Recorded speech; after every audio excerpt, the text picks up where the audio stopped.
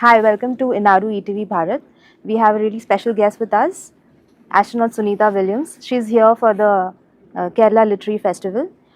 It's Asia's largest literary festival, and you're also doing a session with children. Tell us about it. Yeah, I'm really excited. So part of the opening remarks this morning, part of the opening remarks this evening, as well as a little preview of what's to come. But tomorrow is all students, so I'm excited. So there'll be a group of younger students and then a group of older students, so we can have some time for Q&A with the kids and just really get into what's exciting about space exploration right now.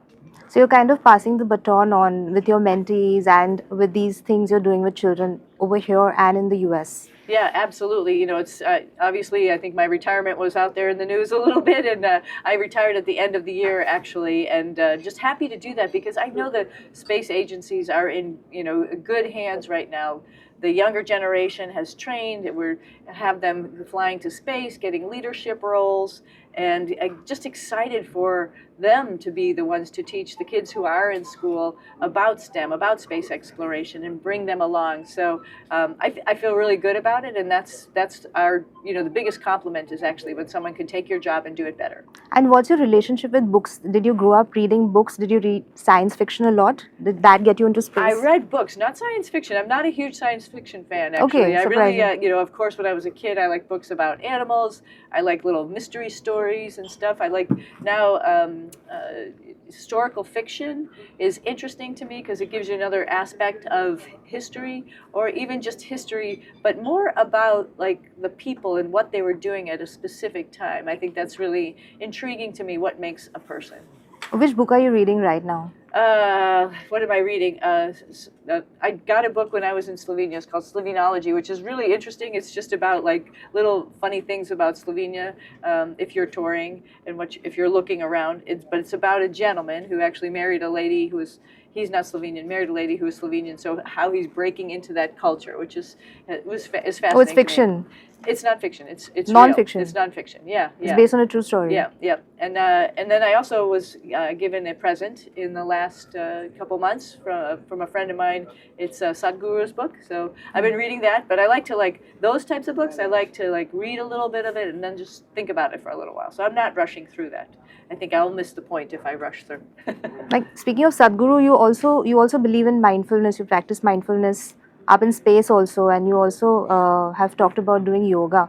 Did that keep you centered in those 9 months? Absolutely. I mean, I think I think we're very lucky in space also because we get the view out the window. I mean, how centered can you be when you look at our whole planet with everybody every person, every plant, every animal that's right there in front of you on that planet. So of course it keeps you centered because you always obviously start to think about your place and what is really the higher meaning. My father and I had some conversations like this at times.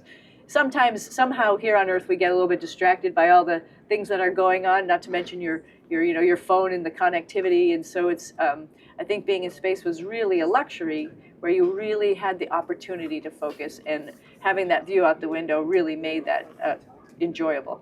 You actually feel like that pale blue dot that Carl Sagan talked about? Oh, absolutely, absolutely. I mean, when you're looking back at the planet, not only is it like our home, but it's also alive. You see the interaction between the atmosphere and the ocean, things that are happening, algae blooms like I've talked about before, and ice formations.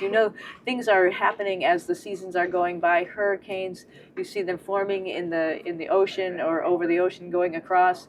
So that there's a lot of activity going on. So our planet is alive, and that's what keeps us alive, and it makes you really stop and think.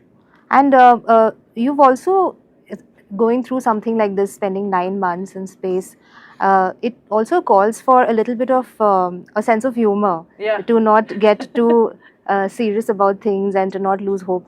How did you maintain your curiosity and your sense of humor in those times? I mean, there is so much to learn. Every day, what we do up on the space station is different. So your curiosity is already obviously peaked because the schedule, it keeps you going and wondering what's going to happen next. So I love learning. I love that we have the opportunity to talk to the investigators for the different types of experiments, And so in the middle of, while you're their lab tech and you're doing something, I was like, what are we doing exactly? And, you know, they're in your ear because we have a headset on connected to them wherever they are.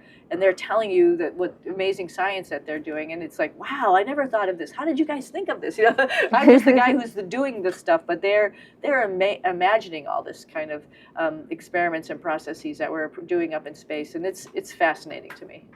You know, speaking about your past equations, Kalpana Chawla was a friend also, and you spent a lot of time together. You went on hikes, and tell us a little bit about that friendship. Yeah. She was obviously, you know, somebody. As soon as I got to the astronaut office, she'd been there for a couple years, and so I like sort of seeked her out. And it was like, "Hi, how's it going?" You know, fellow Indian. You know, and we became fast friends. And so she knew that I like to hike. I like to you know, ride bicycles. So we used to do that quite a bit. She had a nice way of sort of slowing me down a little bit. You know, my family is very energetic and wants to get it done, and she'd be like, let's pull over here, and she'd enlighten me to, you know, a new species of birds or something that I hadn't ever learned about, or a new plant or something. And so she was always one to provide a source of answer a source of curiosity that I had. So what a great person. And you still have a good equation with her family as well. You're still in touch with them. Do you spend time with not them? as much as I would like to, you know, obviously, because I haven't been here in a number of years into India, but they were in the United States. I spent a lot of time with them there, and then every single time that I've been here, I've tried to at least have a dialogue and see them. And I was very lucky this time to see her mom and her two sisters, at least just for a brief moment in Delhi. And we hope you keep visiting India, and we wish you a great stay at KLF and a great session as well. Absolutely. I'm excited to talk to the kids. And keep inspiring all of us. Thank you. Thank you.